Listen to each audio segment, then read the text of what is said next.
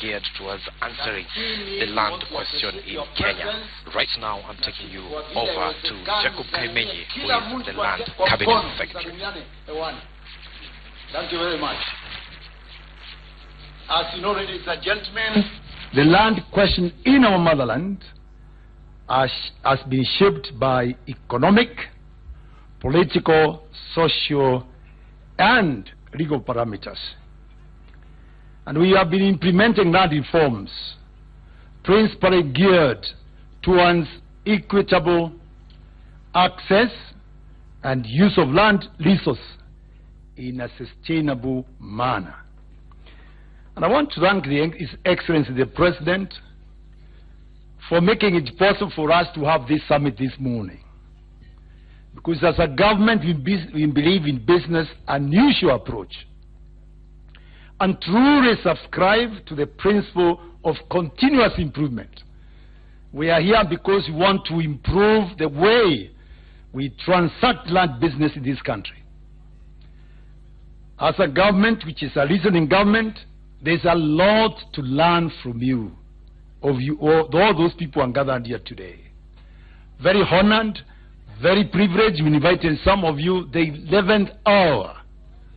And despite being very far away, you found it prudent and absolutely necessary to come this morning. So we really want to thank you.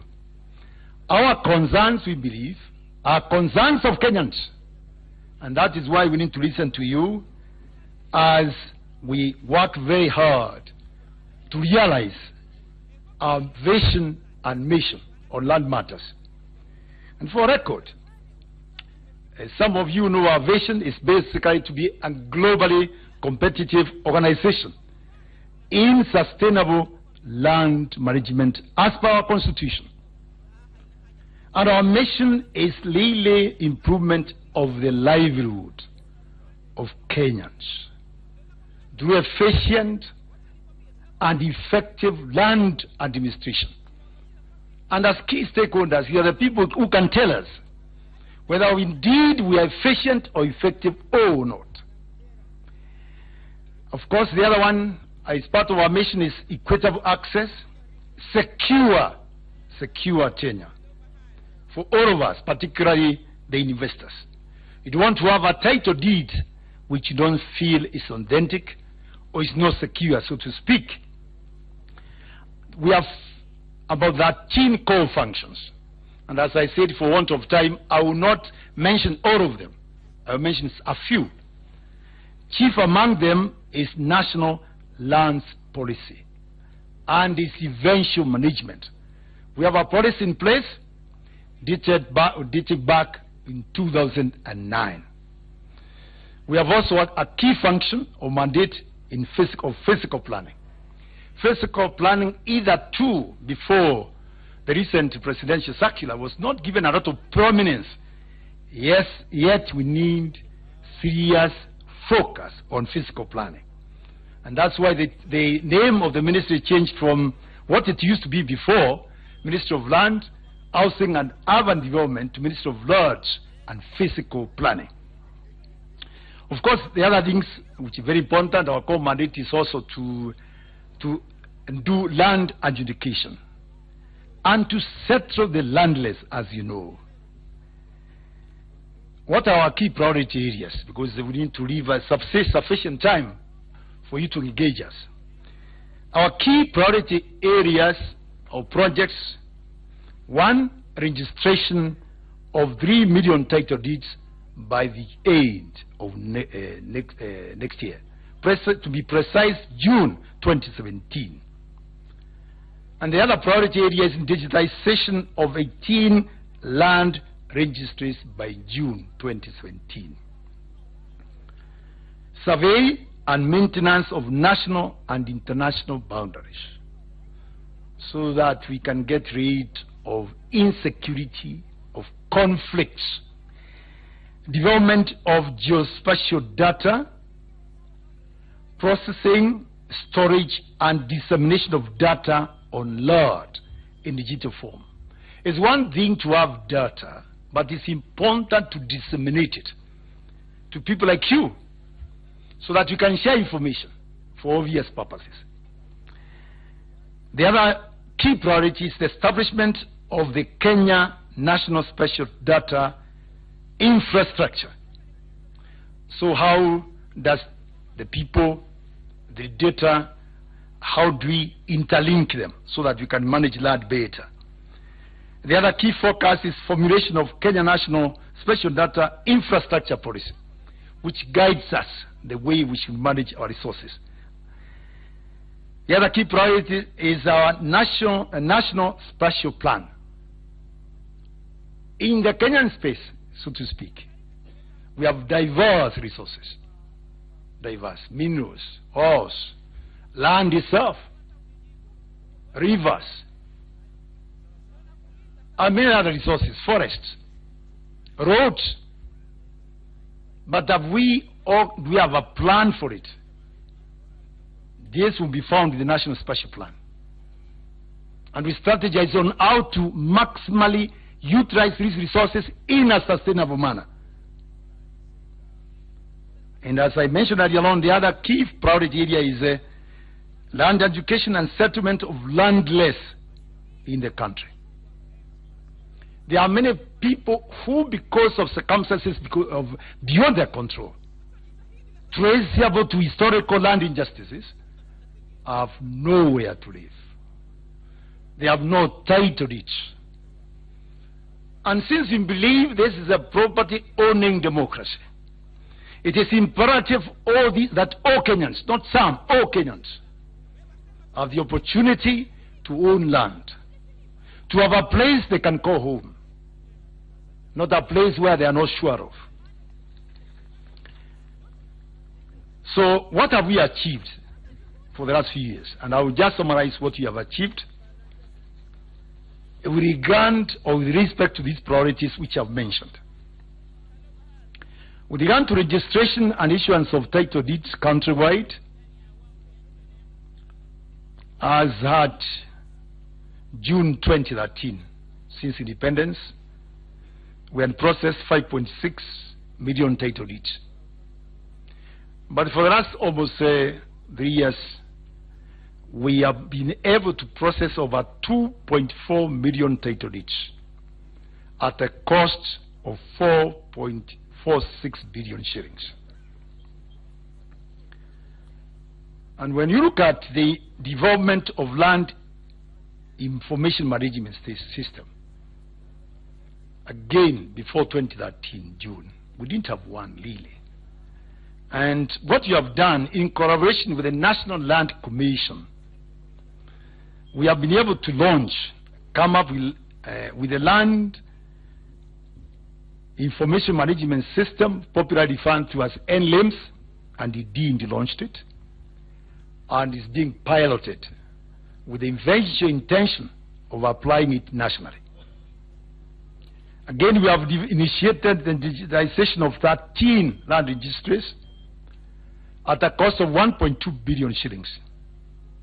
Out of which, ladies and gentlemen, we have been able to automate land registration transactions and online searches through eCitizen portal for Nairobi registry, which is complete, making Kenya become one of the 10 top global improvers in ease of doing business. So conducting searches these days, which used to take 3 days, is something you can say it's instant. And that's a great achievement. The process of digitizing over 12 out of the 57 land registries in the country is at 79%. And we believe if we are focused, we should be able to finish that digitization process by December this year. We have also been able to to do some conversion from analog to digital title deeds with security features. Sometimes I get amazed when people say, you know, the title deeds we are giving Kenyans are fake, which is not true. And the intention is to prevent some of our brothers and sisters from going to correct title deeds, which is a pity. We don't need to politicize some of these issues the way we have done. Development of geospatial data, again, a key priority area. As at independence, we were able, from independence up to 2013, we were able to capture about 203,000 out of 8,000 parcels into Cadastral database system.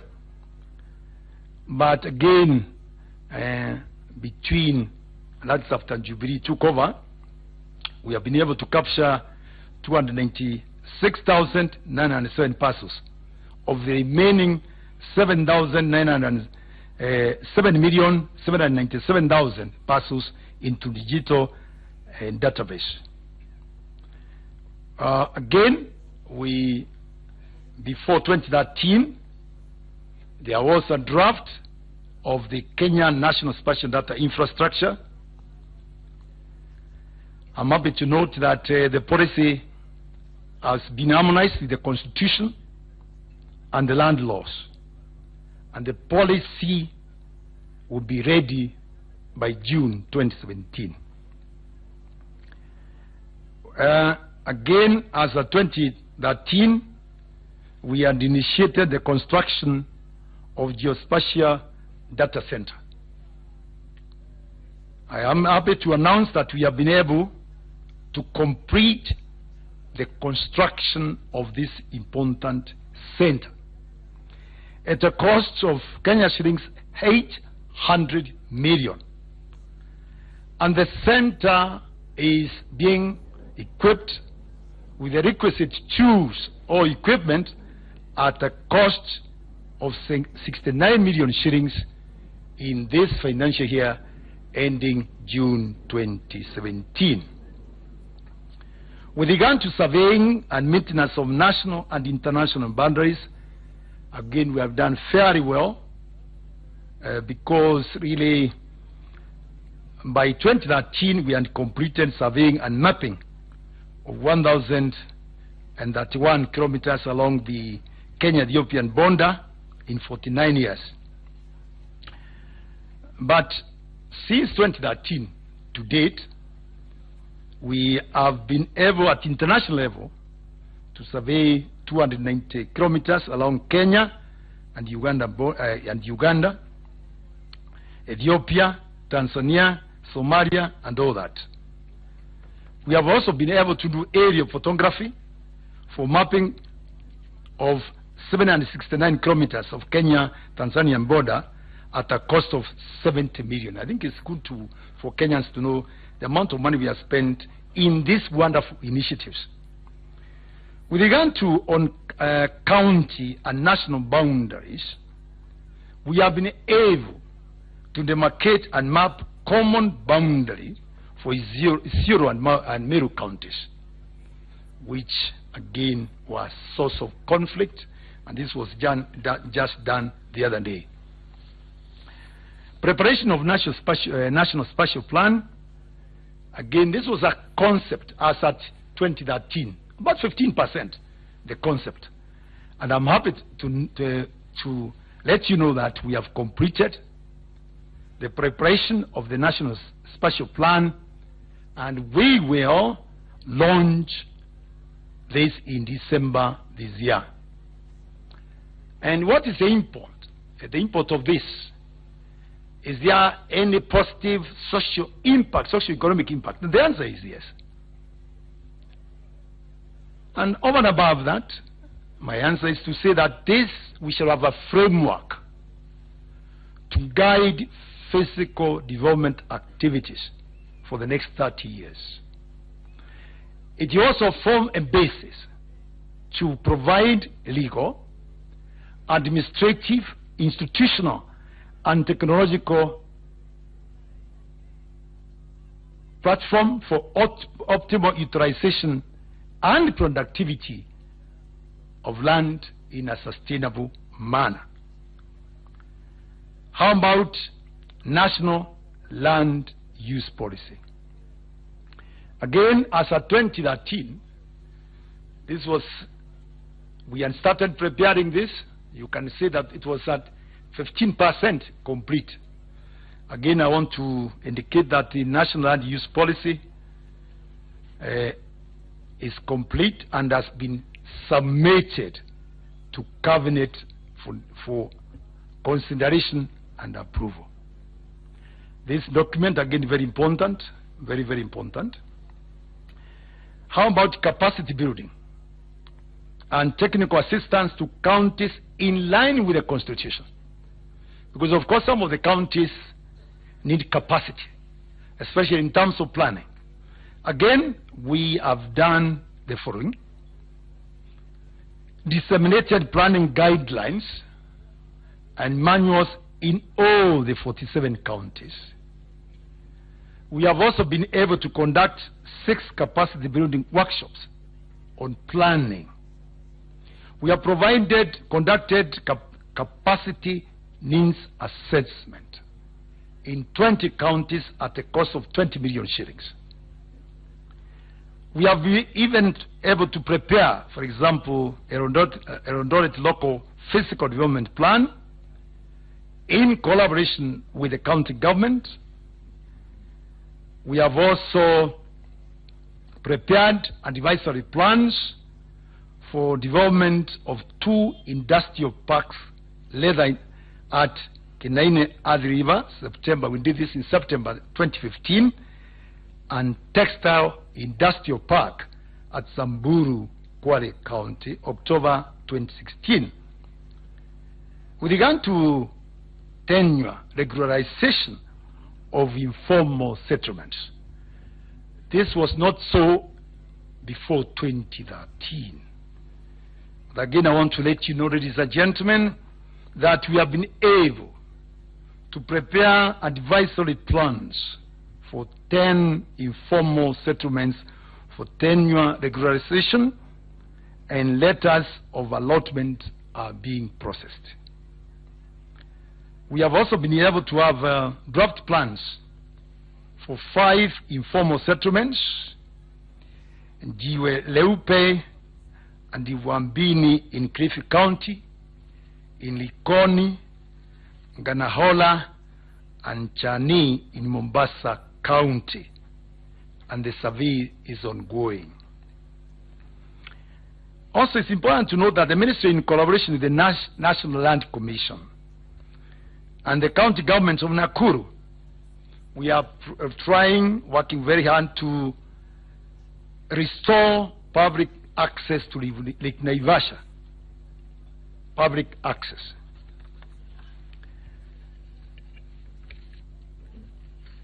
If I may comment on land education and settlement programs, it is instructive to note that before June 2013, 1,920 sections comprising of 2.6 million parcels and covering about 8 million hectares, they were finalized, averaging to 48 sections per year.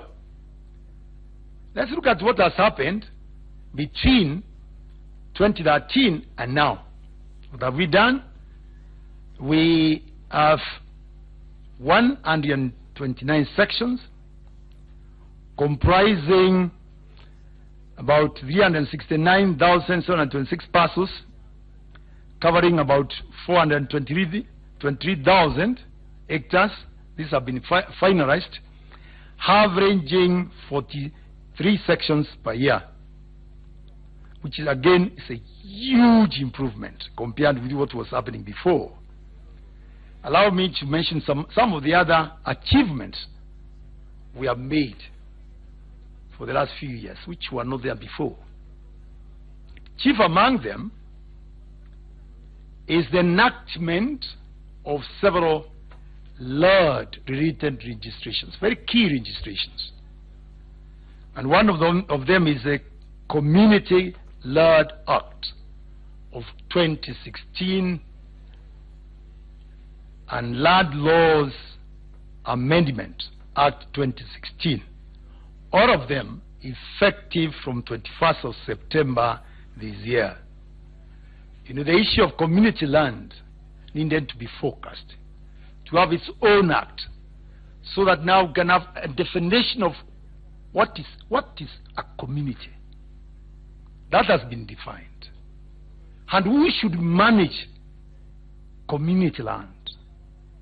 It is not the county government, it's not the national government per se, but a community land management committee. So power has been given to the people to manage their land, this very important resource. And then, of course, this Land Laws Amendment 2016, very important, because although we kept on talking about addressing issues of historical land injustices, again, that had to be anchored in law, in a manner that gave it clarity, in a manner that gives it clarity. So again, that has been done. Service delivery engineering, we've done a lot in this one as well. I know some of you are shedding tears or shed tears on a few incidences of malpractices with regard to land transactions. Yes, indeed, some corruption is there. So what have we done to address it? One, we have invited Ethics and Anti-Corruption Commission for systems audit. This was done the other day, in August this year. And our intention is to have this completed by May next year. Why systems audit, ladies and gentlemen? Because we believe in our endeavor to improve land transactions. These malpractices occur maybe because there are weaknesses in our system. So we want to identify those weaknesses and plug the holes so that we minimize, if not completely, eliminate some of the malpractices. Again, in the spirit of consultation, inclusivity, we have been able to schedule several meetings with the Directorate of Criminal Investigation. To be specific, Land Fraud Unit. Again, so that we can sharpen our investigations. And not only sharpen, but ensure that they are fast-tracked and that they are reliable, so that our courts can make decisions timeously. We have also strengthened our complaints resolution committee, because we have one in the ministry, so as that we can handle complaints better. We have also identified officers responsible for the declaration of missing files and recommendation of appropriate action.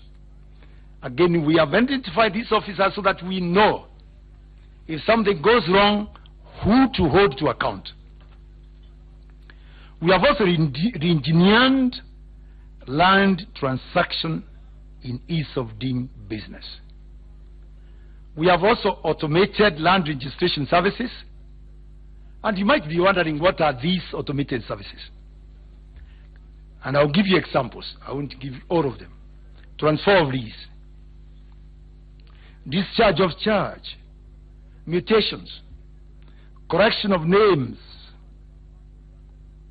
And for example, when recently we went to Meru County, we realized that some people's names were misspelled, and yet they were in those title deeds, and we allowed the land registrar to make sure that the corrections are made without those people paying even a single penny.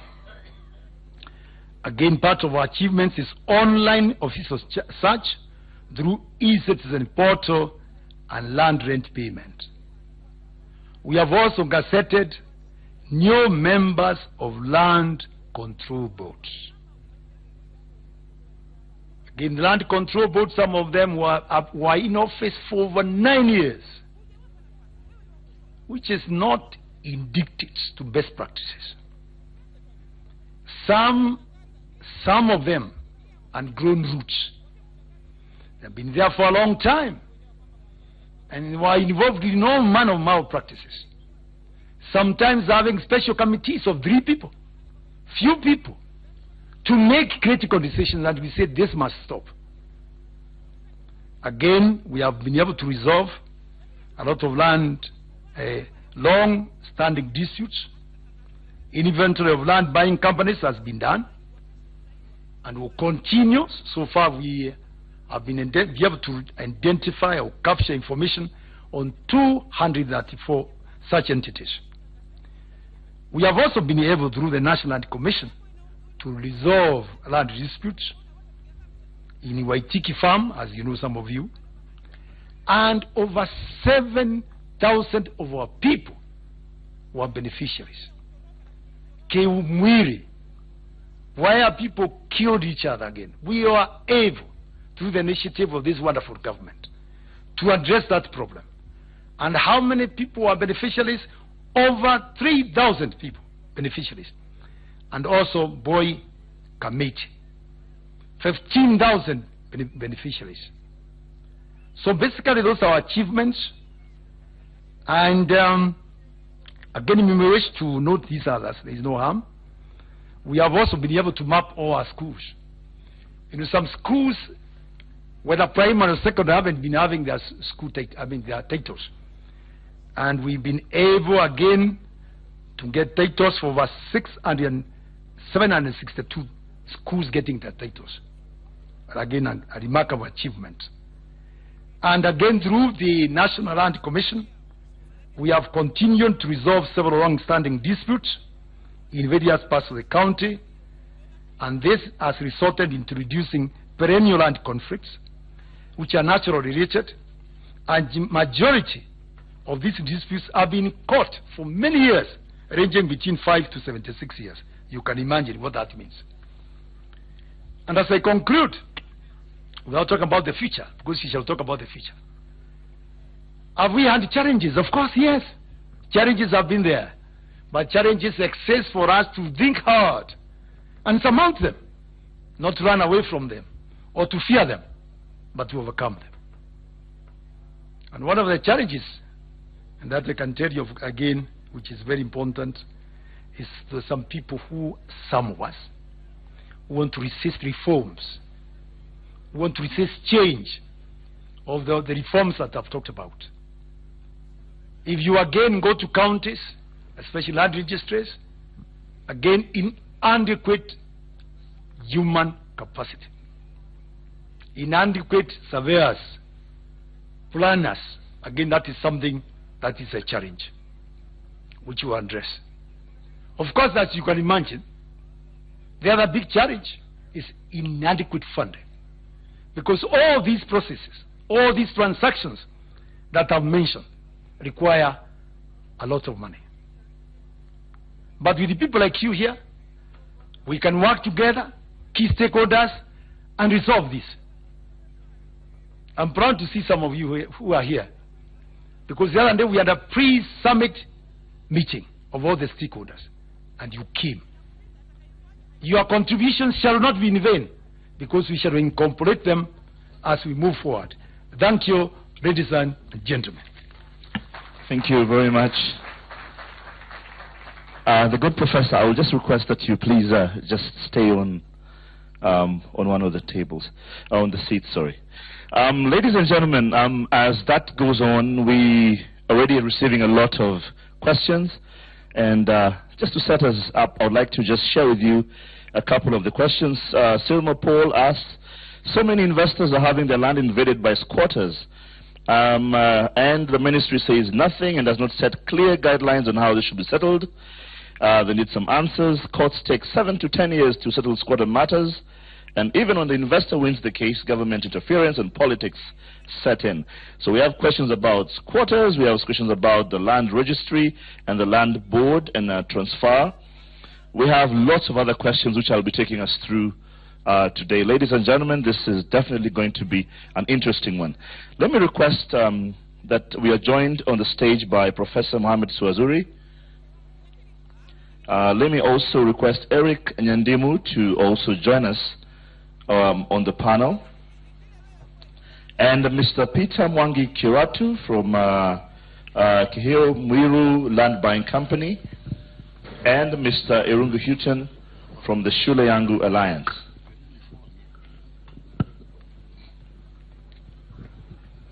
Now, since Irungu works for a certain community, I know there will be an issue about gender.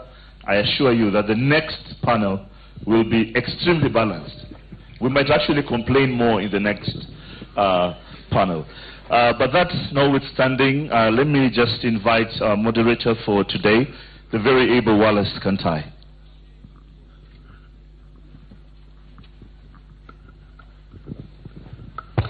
Good morning, everyone. Good morning.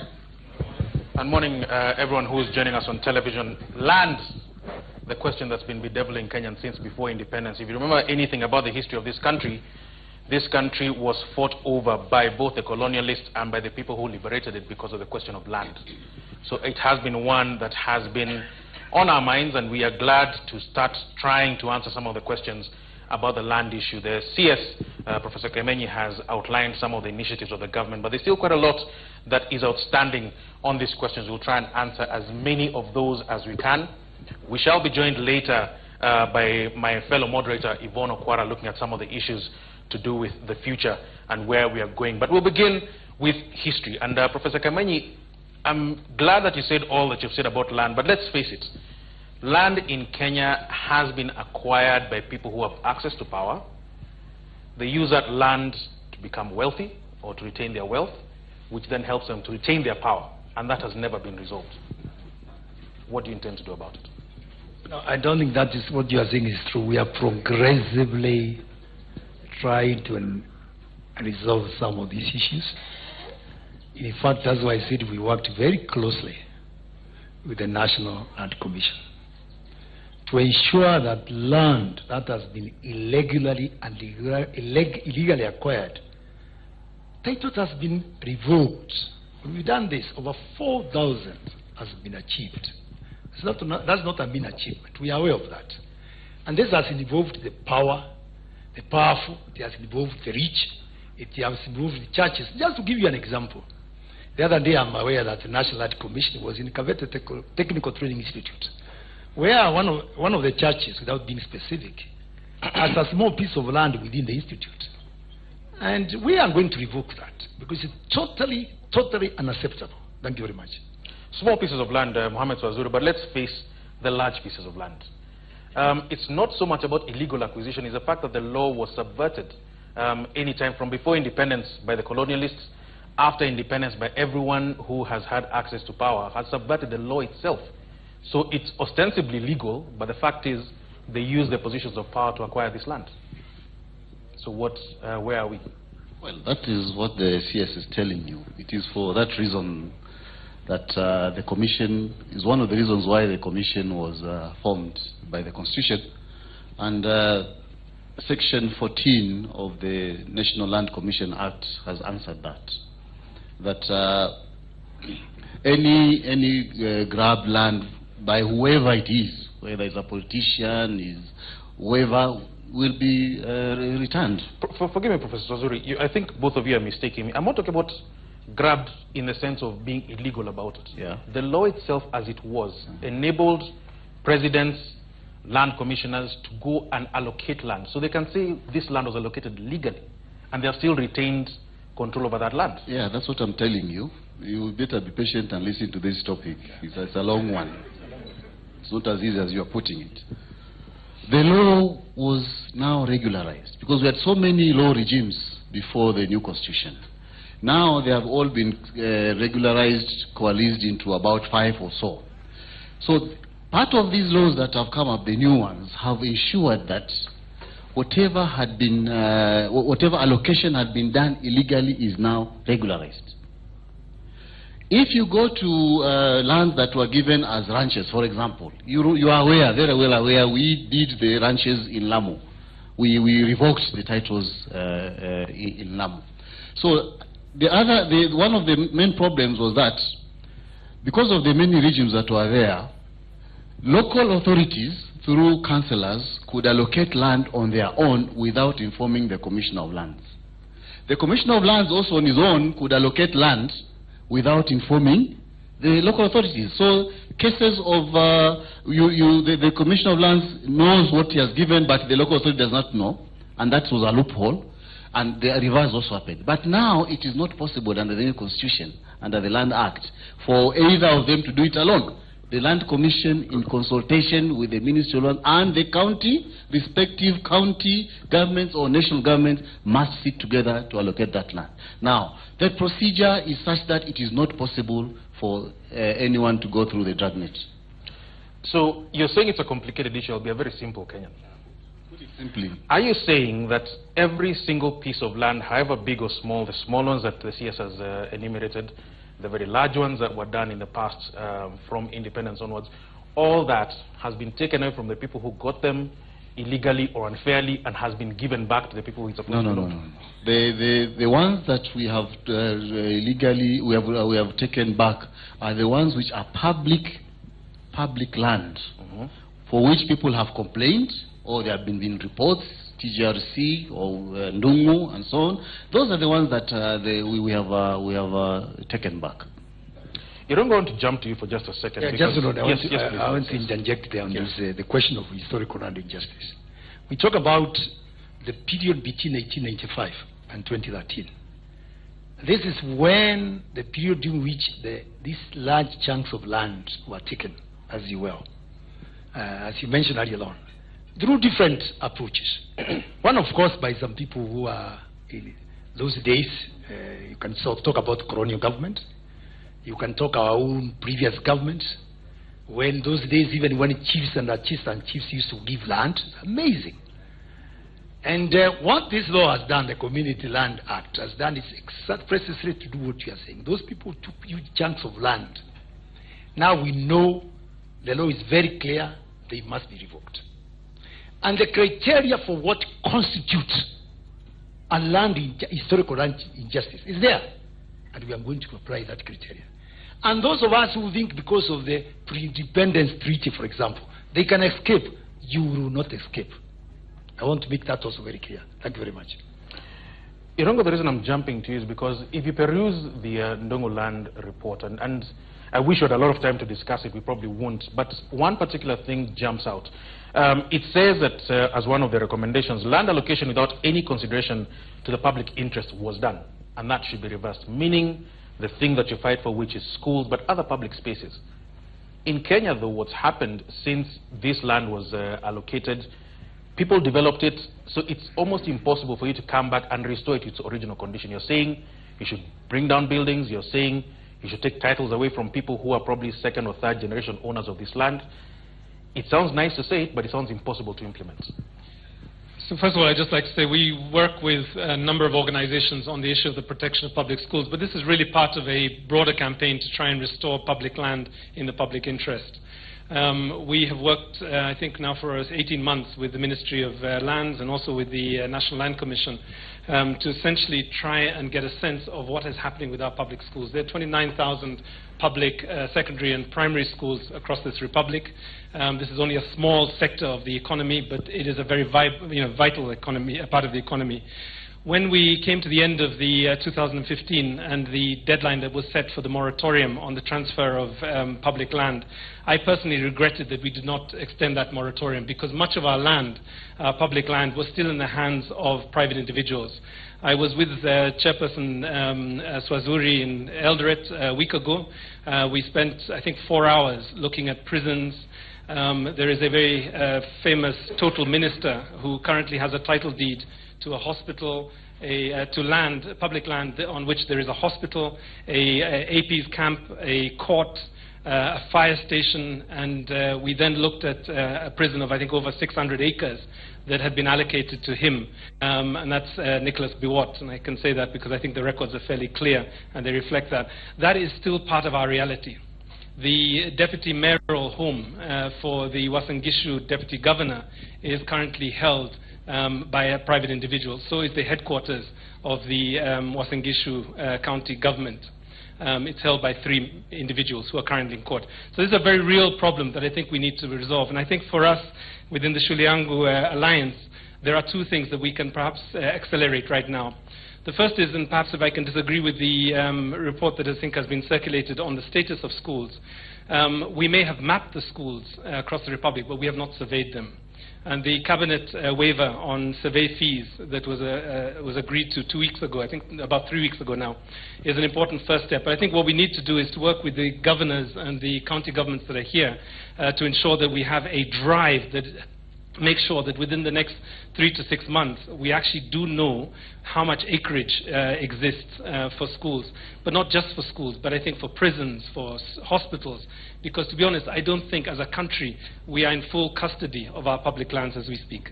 Because even if you think about it, very few of our urban or even rural areas have any public spaces left, parks, things like that. When you speak about just the Uasin Gishu problem, right, you've described the problem. It doesn't sound to me like you've described a solution. So the minister, the former minister you've just described, Nicholas Biwott, sounds like he still holds title to that. Will that get reversed? Will this land get taken away from him? Well, I think that is the answer to the... Yes, please. Can I answer that because I was with him? Yes. All the parcels he has mentioned are part of the group of parcels that we reviewed as a commission last year and this year. And the determination reports will come out. But the indications are very clear. Any public land that will be found to have been given to anybody, that one is going to be revoked. What about what I talked about just now when I was asking Irongo the question, which is restoration to the original condition? Land was grabbed in the 60s, the 70s, the 80s, the 90s. People have built, people have developed various things. And what it sounds like to me is that if it was a public space in the sense of a park, it should be restored back to a park. If it's a waterway, it should be restored back to a waterway. Now we have shopping malls on waterways. Are you going to take these shopping malls, bring them down, and restore it back to its original state? You see, the first step is, first of all, to declare that that was public land. That's the first step. The law says, after that, the commission shall give consequential orders. Now, these consequential orders depend whether you're going to restrict the place, whether you're going to ask that person to forfeit the land for the public use, or whether you're going to demolish it. Whereas instances have required that we demolish, like what we did in 2013 in Palm Beach Hotel in Mombasa. We demolished the entire 300-bed hotel. So it depends on the circumstances, on basis of each one of them. But the first thing is you must tell that person, declare it, that that land is public land, should not have been allocated. And then we give consequential orders. And if I may interject here again, if we go back to the issue of schools, the many schools which don't have title deeds. And we are saying over 80% of schools in this country have no title deeds. Why has it been very difficult, actually, to fast-track the process of getting those title deeds? There are several reasons. Chief among them, lack of accurate information to enable the government, to enable the National Land Commission intervene in this. What Irongo was talking about, that they're not surveyed. Correct. Yes. We lack that. And the other thing which I want to indicate there is that it's not only schools, but you are talking about colleges, you are talking about universities. They are also involved. They have no title deeds. And the amazing thing after the Ndungu report, ladies and gentlemen, to be precise, hardly in 2005, the PS then, Erastus Mongera, wrote a letter to all public institutions to initiate the process of recovering their own land. And some of them have taken too long, but we are working very closely with them to ensure that is done. Thank you very much. Now, Peter Mwangi Kiratu from Kihio Mwiri, which, if my Kikuyu serves me right, is not a very nice thing. It means a knife in your body, unless I'm translating it wrong. That tells you how emotive land is, has been, and still continues to be. We have done news stories about not just Kihio Mwiri, but a lot of land buying companies, a lot of murders going on because people are unhappy about how land is being allocated. It sounds to me like you particularly in a very dangerous situation by being an official. You're very right. But God has been on our side. But where are we right now with regard to these grand land buying companies that have got hundreds or thousands of members, but the land allocation itself within these companies is not happening as it should? Okay, thank you. As I start to speak, we have a lot of challenges in regard to the tutoring program. You just hold the microphone slightly closer. Okay. We have faced a lot of challenges to start with, although I cannot fail to say thank you to the government for the introduction of this national tutoring program. It has helped the poor, that we agree. But all the same, it has been faced with a lot of challenges. One, those land officials who have been allocated that duty has tremendously failed the raw cause. One, they failed to include them in the vetting. However, they might argue they had the committee there. Second, they took over the exercise for ignoring the fact that Kijumuria is a private farm, although we had a lot of challenges that we needed the government intervention. Actually, most of us could not have afforded to acquire the titles, but thanks to the government, actually. Not the same. I also take this opportunity to thank the DCI office for the security that is prevailing on the land right now. It's also worth noting those criminals, most of those criminals are in. Another challenge that we are facing is the administration. The administration have been used to curtail and to intimidate the officials of the land. This is where you come and find APs and regular police standing there enforcing the wrong thing. Yeah. We also face another challenge that, sorry to say so, Muranga politicians have never come to help or to offer any help to us. So you are left, the officials, and fighting with these corrupt government officials. Sorry to say so. Don't apologize. You're State House. You're allowed to say anything you want. Yeah. Eric, I want to come to one particular factor. Don't worry, yours is not going to get very hot. But it is an important issue, which is the fact that in Kenya, one of the reasons that makes people not able to invest, whether local or foreign, is A, land is too expensive. And it's expensive for very unknown reasons. It climbs up in price every single day that we look. Secondly, you're not sure that the land that you sit on as a business is actually correctly titled. Even when you do the searches as deeply as you can, you come back the next day and find, you know what, this land wasn't actually supposed to be an industrial area or wasn't supposed to be titled to you. Does that give you a problem when it comes to investment? Yeah, thank you. Your question is very interesting, and I think the answer is yes, but in a measured way. Talking about investment and what investors are looking at representing the private sector here is that there needs to be sanctity of the title, and they need not be a separate due diligence if you're already having online searches.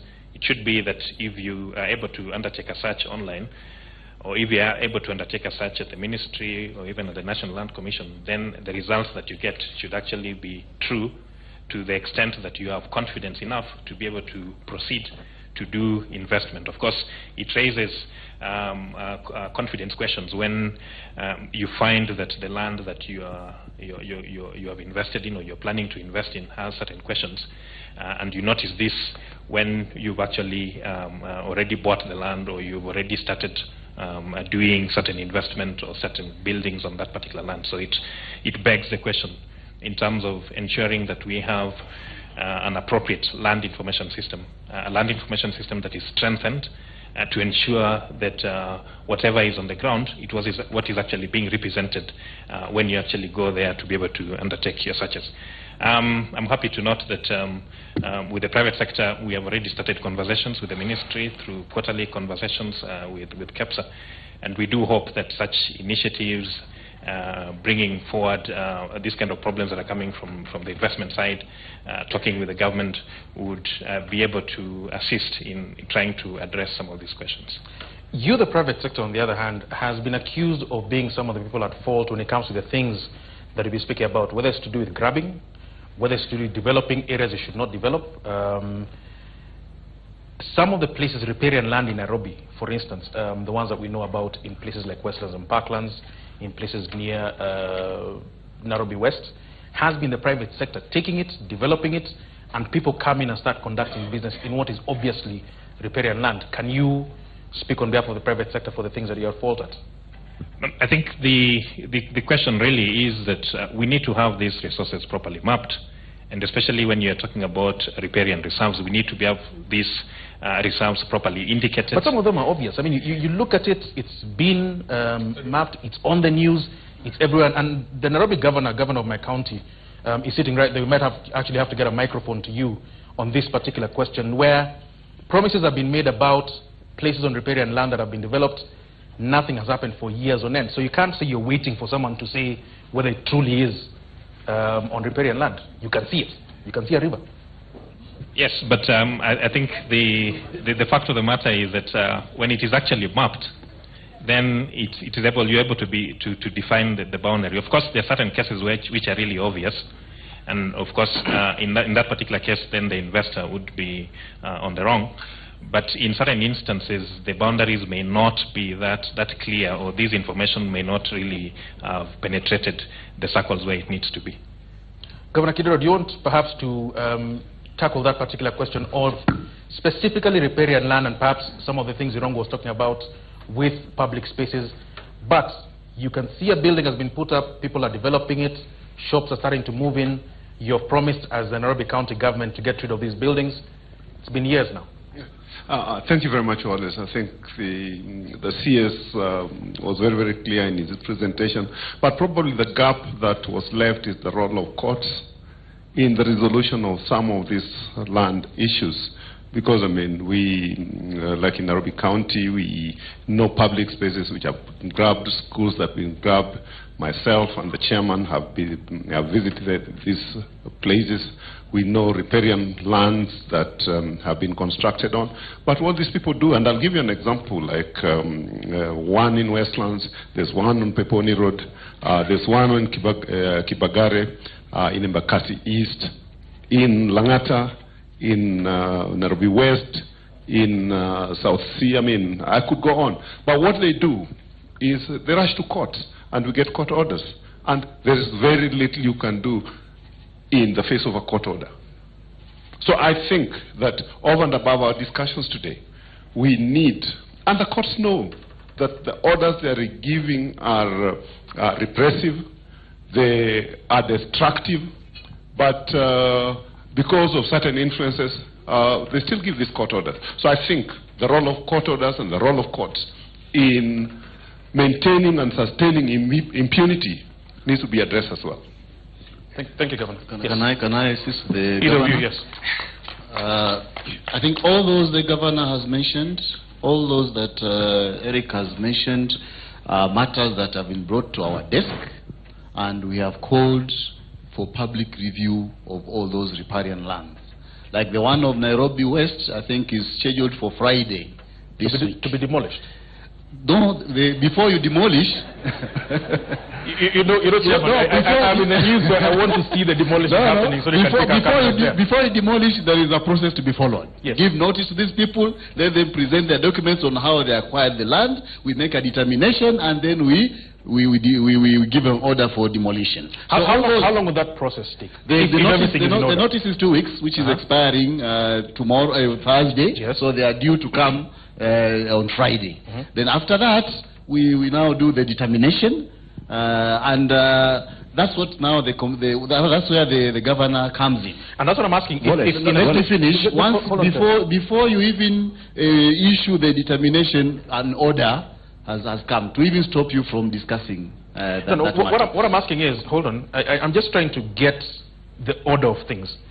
If you're to set the court order aside in the sense that there's no court order, if things happen, Thursday the deadline expires, Friday you start the process in your office, how long would that process take in a situation where you determine, yes, it does need to be demolished? About a month for us to make a determination of the records of how that person acquired the land. And after that, now you issue the consequential orders. This is what we did with the Westgate riparian land, which we recovered, and several others which we have done so. Even the Kibagare one, I think we have also written, is also coming on Friday. So there is a process that to be followed, but the law also says, section 120 subsection 2 says, where we are section 1 or article 155, it says that where we are convinced that the land, through the survey and the planning, the land is already riparian land or is already public land and has been grabbed, we only give notice for eviction. We don't give notice for people to come and explain, because it's obvious. Are there examples where it's happened Well, no, it has just, the law has just been clarified now through the amendments of 2016, and now we are implementing that one. So you should start seeing some action very soon. Yes. Right, Ted, you wanted to jump in? Yes, Wallace, actually, what you've just asked is what Wananchi are asking. Wananchi are asking if it is common knowledge that it's riparian land, then why do you have a process?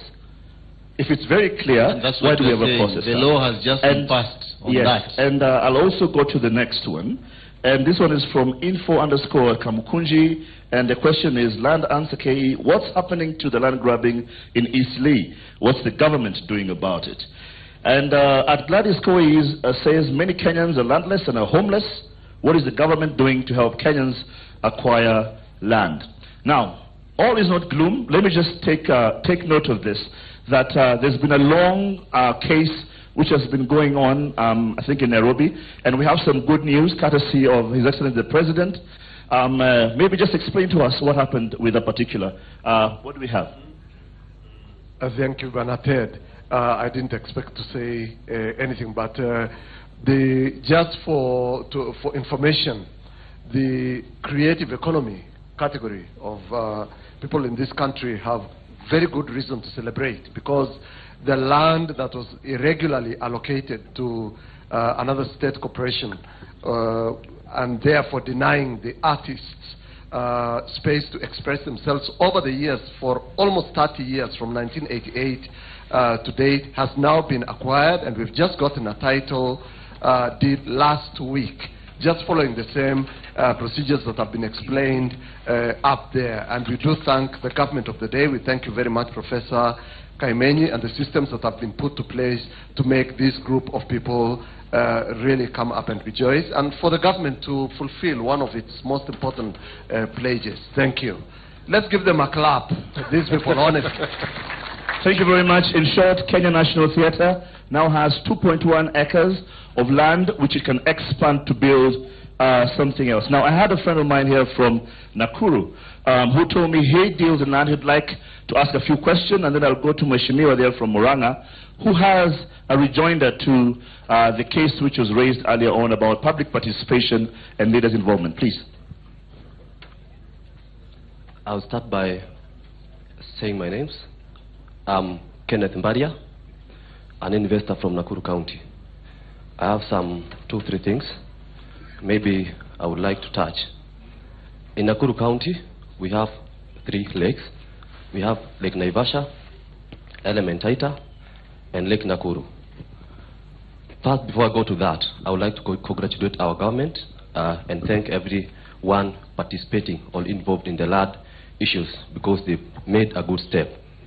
The question is, how is the government doing to ensure that there are no grabbers going around the lake, the 3 lakes? Thank you. Thank you. Maybe Wallace, you can take those ones up, and then I'll come to Mheshimiwa there to, or maybe I can walk there. And as you walk, because I know you walk slowly, Ted. You, wanted to step in about the issue of Kihimwiri. Please go on. Yeah, thank you very much. I just wanted to indicate that Kihimwiri and other land buying companies are private companies. But in the spirit of resolving these conflicts to the extent that people are murdered, the government involved the Constitution to step in public interest. That's why we came in. Because one can argue that this is a private company and we have no business. And I can tell you, as late as 2 weeks ago, it's only that he didn't tell you that, we met with their shareholders. And what is remaining is just about 422 parcels of land, which we shall be acting upon in due course. And not only that, we have also made certain initiatives, not only for this particular group, but others, to bring people on board so that the shareholders can be listened to and we get an amicable solution. The other issue which was mentioned earlier on is the issue of land being very expensive for investors. I think and also for individuals. And even individuals. But I want to indicate that we will come up with what is called Land Value Index, which is now before the Departmental Committee of National Parliament, so that we have a rough estimate of pieces of land, the value of pieces of land in the entire nation, which forms a business. Because what has happened in these mega projects which we have so many speculators in this country. When they hear the standard engaged rate is going to pass through somewhere, they hike the prices. But that index is going to solve that. Thank you very much. All right, Muranga wanted to rejoin that.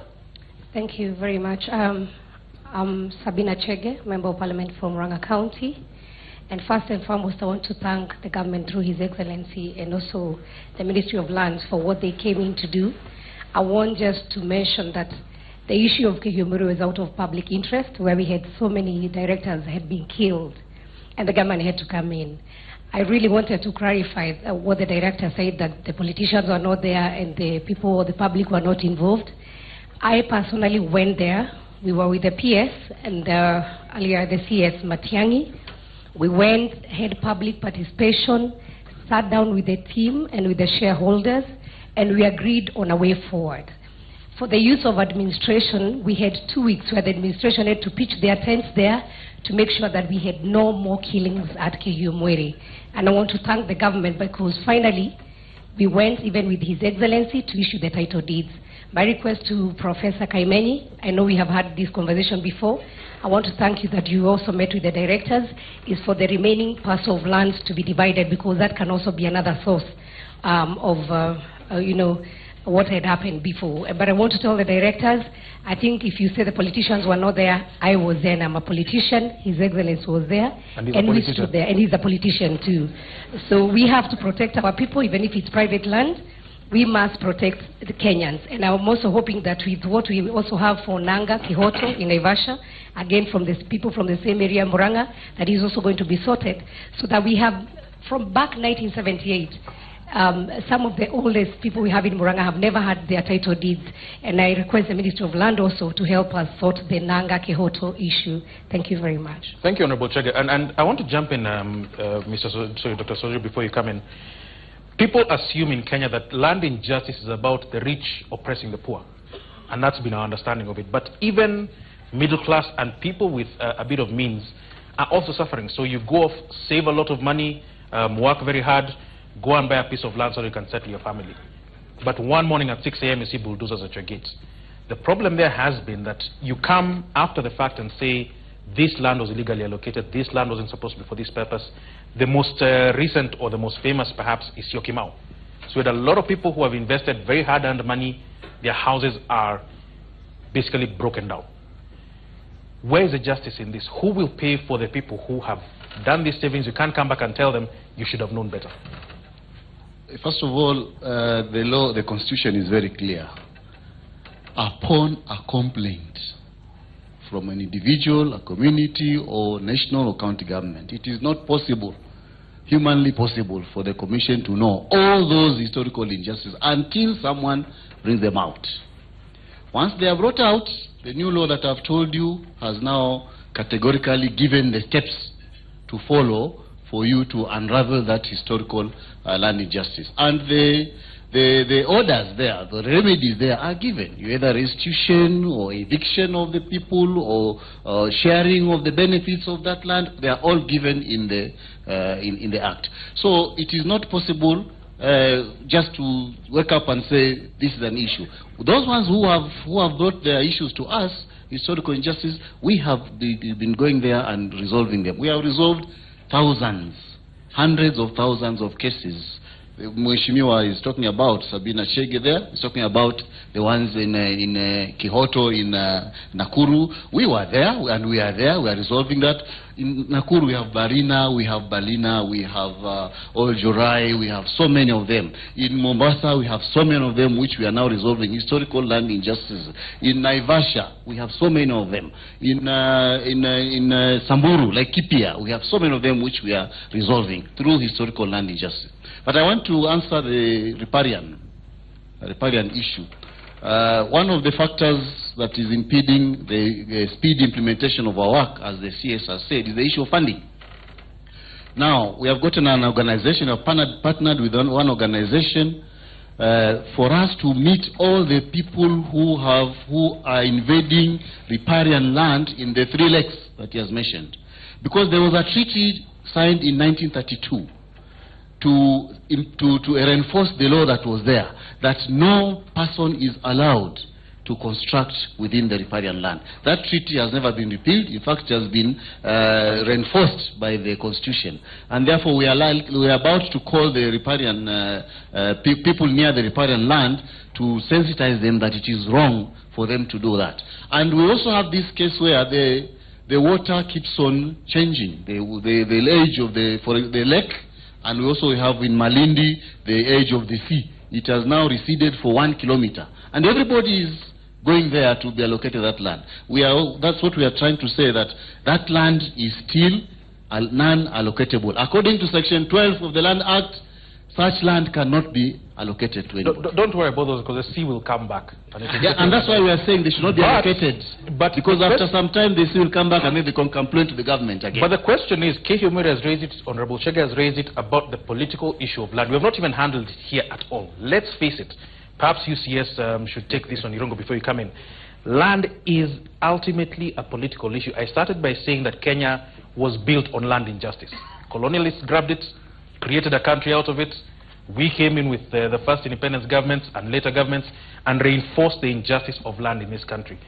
When you speak about riparian land, you speak about the Mau Forest. It's been almost politically impossible to keep people out of the Mau Forest. How do you solve the politics of land? You've spoken about the administration, the technical elements of land.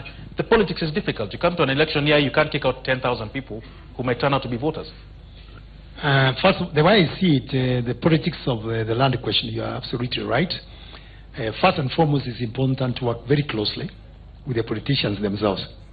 And I'm happy they are here. And the Departmental Committee on Lands is here, Senate. The chair of Senate on land issues is here, Kileni Kivuchi is here. We need to work very closely with them. That's number one. And secondly, there is the issue of public participation, which is constitutional. Some of these decisions have been taken without public participation. I think that is a cardinal. And finally, I think it is important to emphasize the lawmakers, the registrators, they are here again. That which they have approved in law must be implemented to the letter. There are no two ways about it. If it says revoke, we revoke. If it says remove somebody, no compensation, there should be no compensation. But that's not when there's 10,000 votes pending. Yeah. No, it doesn't matter. I think this is what it means. One must be prepared to bite the bullet. And we want to appeal to politicians, not to have to talk something today and a different thing tomorrow, simply because they want to vote. It is all Kenyans, all Kenyans. And when we talk, let me address the issue of graviosis. Yes, there's grabbing mania amongst our people. It takes two people for that to happen. So I want to, when we say Bagumi initiative, whatever it is us being our brothers and sisters keepers. Let us name and shame land grabbers. This is what was recommended in Dongo report. So even as you look at me, because you are looking at me, ask yourself, that man or that woman has grabbed land, whether next to a riparian area, what have you done about it? You are an accomplished and a passive one if you do nothing about it. Thank you very much. Politicians, prepare your teeth, bite bullets. Irongo. So, well, maybe just picking up from the CS, I think I've talked to maybe about 50 or 60 land defenders, and they're very, I guess what you'd call very ordinary people. Head teachers, members of the community, members of boards of management, administrators, and their experience of reporting on corruption is actually very isolating and very fearful. Many of them are very scared to do exactly what the Cabinet Secretary is saying should be the action of all patriotic Kenyans. Why?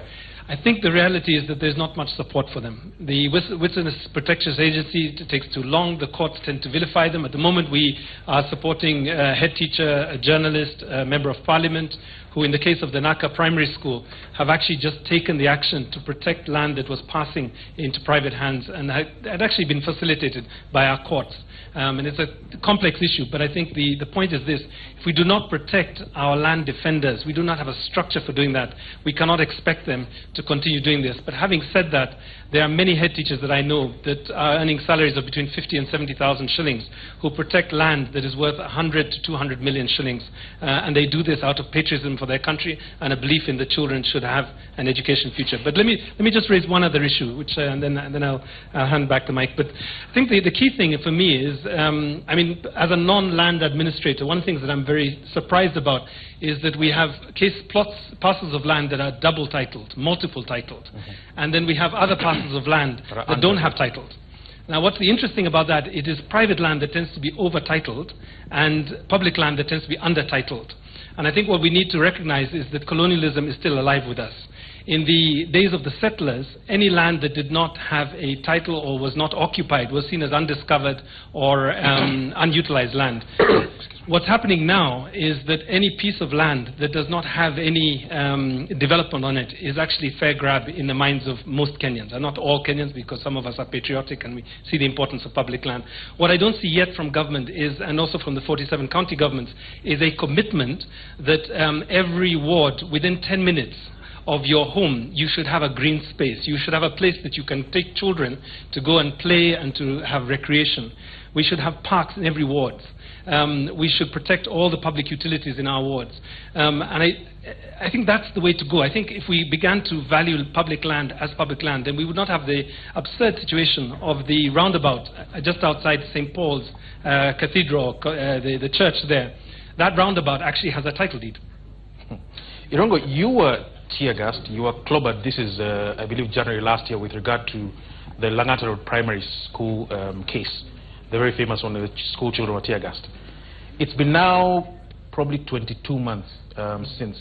Has anything changed with regard to how the government, how the public, and how the people themselves are responding to these land questions? Because you were vilified. You were told you were basically being a troublemaker. I mean, I think what's changed is that we, first of all, have seen the dangers that are posed by land grabbing of our schools. And I think the leadership, of the CS and the chairperson has really helped that in terms of the translation of a presidential directive into something that protects all schools. So that's the first thing.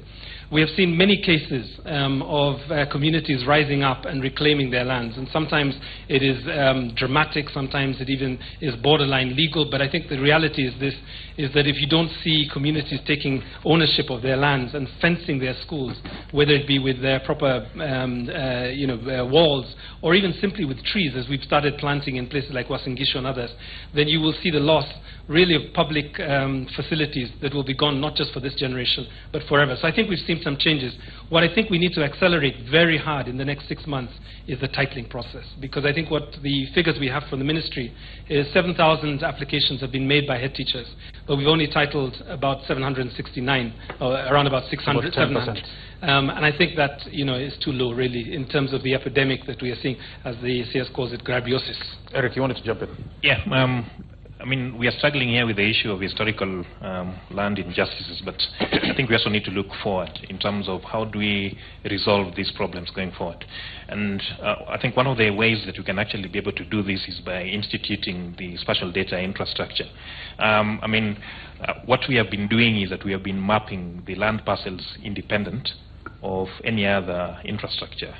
You map the roads independent of the lands, you map the lands independent of the roads, and you are maintaining separate databases for the same, so that we end up with issues like somebody has bought land, but then after some time you are being told that that land is actually sitting on a road. Yes. So if we can actually make all this uniform by ensuring that all this data is sitting in one platform to reduce on issues of data duplication. And that's why the spatial data infrastructure is a very, very important facility, is a very, very important infrastructure that would ensure that we can actually share data and we can actually work from a common database. If I may interject on this matter, of course, where we are concerned, the public is concerned about a haphazard planning of our counties. The public is concerned about the creation of facilities of public spaces. That's why we've come up with a physical planning bill, acted to be acted, I believe, in due course. That's why we have a national land use planning policy. Again, that will be in place. And we have even amended, or in the process of doing it, urban areas and cities bill, so that we can, again, we are both to manage our markets, our urban centers, again, to ensure that there is rationale in the way we plan. And finally, what you said, the National Spatial Plan, I said all the resources in our space will from being now on managed in a better manner, in line with the Vision 2030. Thank you. Well, thank you very much. Wallace, this question, my timeline is hot. with the issue of Langata. Maybe the CS can just lay a comment to the school. The school. Oh. CS, can you just tell us about what happened? Where is the case? I think it's in court. Give us a comment about that. And while you're at it, DJ Patches from Meru asks, what is Kaimenyi and Sawazuri doing to the volatile border of Tharaka and Meru counties? They have been fighting for decades, and seems this electioneering period, they will kill each other. What is happening? We also have something from a guy who watches this program every morning from Kisumu, Bob Ndolo, minority leader. He asked, the National Assembly passed a law that disbanded county land boards that were doing good jobs within the counties. Ask Mr. Sawazuri on what are they doing about the counties, that is Bob Ndolo, Kisumu Assembly. Maybe you can take that up, and then I'll come back and ask 3 or 4 more, including who owns the largest tracts of land in Kenya? Yeah, on the issue of this Langata land, the seat has suddenly turned very hot. It's good to spread our responsibilities. I'll be requesting the PS to answer that question. But the question I want to answer is the issue of the Tharaka Nithi and Meru counties dispute. I want Kenyans to know that yes, indeed, the government has not sat down or back on this matter. As late as last week, the ministry officials met with the political leaders, elected leaders from Meru County, the Tharaka Nithi County, just to address the issue of that boundary. And indeed, that matter was addressed by the Ogongo Committee's report in 2009. And we agreed last week that all what needs really is to implement the 8 recommendations contained in that Ogongo report so that we can resolve this boundaries dispute once and for all. So that again, nobody says they will impeach Kaimenyi because of that. So it's going to be done. Thank you very much. I think the issue of Langata Primary School is way behind us. I don't know. You people are we sure? Yeah, we went there. We flattened whatever was being put up there. We gave the school all authority to use their land. Has anybody gone back there? Did it have to take tear gas, school children being clobbered, some of them passing out, for that to happen? As I told you, it is upon a complaint. When a matter is being brought to us, we move to action, and we moved into action immediately, and that land has been restored back to the institution. I want anybody to tell me whom we have seen there. No, we appreciate that. The question I'm asking, and we're coming to the end of this first session, so I want to make sure I get this in. Yeah. Langata Road Primary School, it's an injustice, by any way you look at it, right? But the security forces of the country were the ones which were being used to perpetrate the injustice. Like I'm saying, Irongwe sitting there, he was part of it. A lot of people sitting in this room were part of it. We all saw it on television and the newspapers and online. Did it have to take that for the justice to take place? It didn't have to, but it happened, and we moved in to restore order. The important thing is that the end justifies the means. We have gotten a title back to the school, and we have managed to thwart any attempts to retake the land. I think somebody was mentioning about the county land management boards, which were disbanded by the amendments by Parliament. I think as a commission, we still think there's a role for the committees there. So instead of calling them county land management boards, we are now reconstituting them into committees because they are very vital. They are the ones who are doing the work on the ground. The commission alone cannot go there, cannot operate from the center. It's like against the constitution for us not to devolve. We are supposed to have devolved units there, and we are going to ensure that those ones are working. Right, Chad, before we take over and... yes, I think I'll sit at this eminent table. Mr. Chandari has a question, and the governor also has a correction. Maybe I'll start with the governor, and I'll go to Mzee. I think on the issue of Langata Road Primary School, we know how it happened. The history goes back to 1965, and how it was subdivided, how the airport view was awarded the land, and what the chairman of National Lands Commission is not confirming is whether that title has been cancelled, because on my records at City Hall, there's been no change. Is that a direct question to Dr. Swazuri? No, I'm just saying so that he can confirm. No, he's sitting here, so I'm asking you, is that a direct question to him? I'm asking him if he can confirm, because on my records... I can confirm. It has... Can I just finish? Okay. On my records, it has not been changed. I've not got any document saying that the Airport View title has been cancelled. That's one.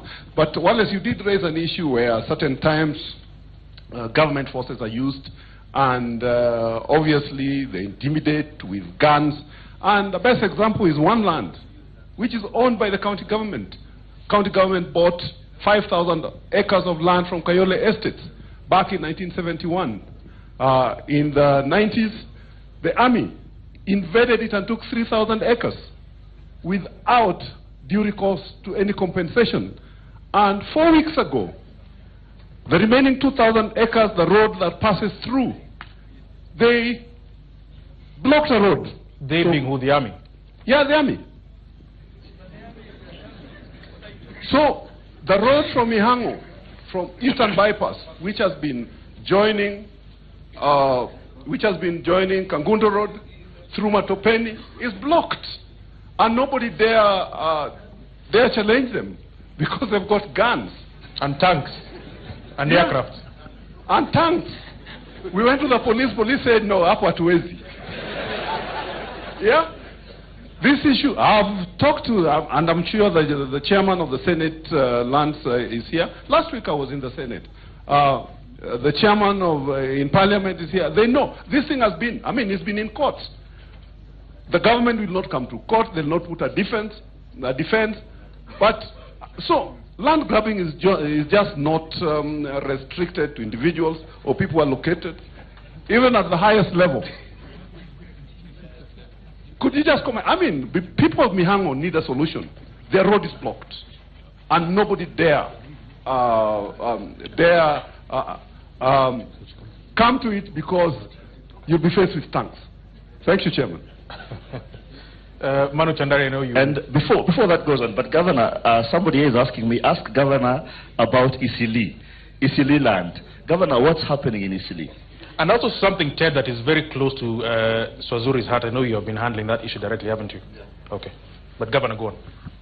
I mean, the issue of Isili, there's around Isili Section 3, where the Air Force land was grabbed.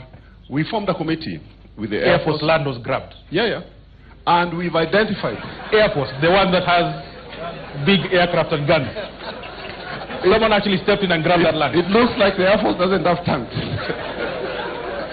And we've identified about 48 buildings, and we are working together with the Air Force commander on getting this resolved, and most likely those 48 buildings are going to come down. So on the one hand, Governor, sorry, like I said, I'm a very simple Kenyan. On the one hand, the military takes land that shouldn't belong to them.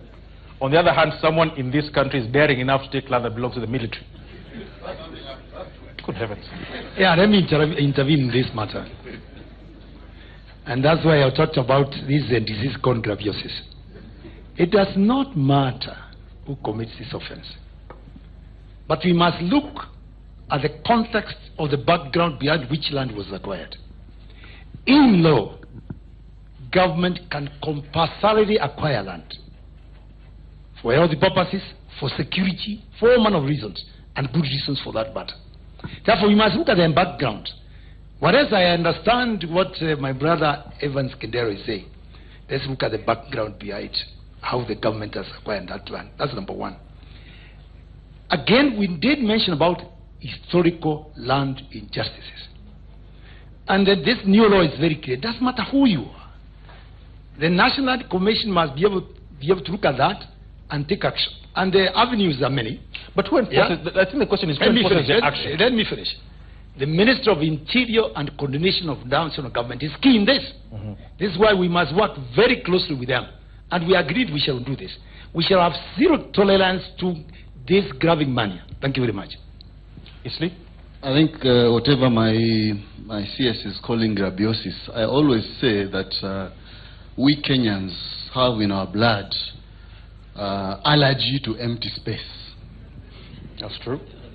Yeah, whenever we see it, our body twitches, and we have to fill it up. Including in the air. Including in the air, because air is also public land. Now, so it does, as he says and as the governor says, it doesn't matter who is involved.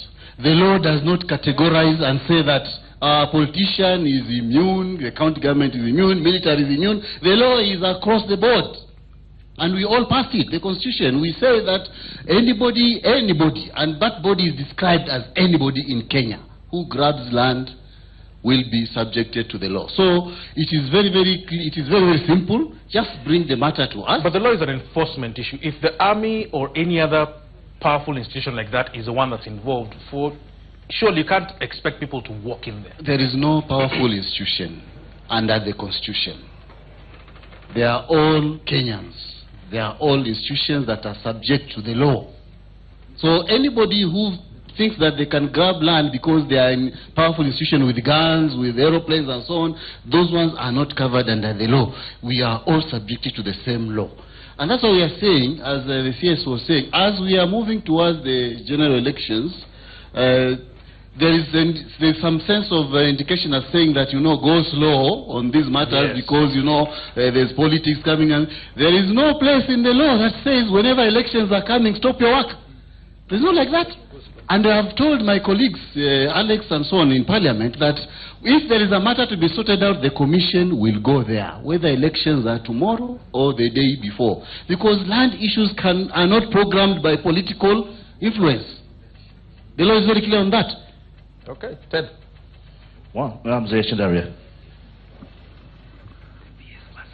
Thank you very much. I just want to raise 3 points. Number one, investors they're very worried whether their lands are all right or not. I'm sure that there's a lot of space on the State House, and tomorrow part of it will be all grabbed. We need to find out the solutions for this. I have 3 cases, very simple.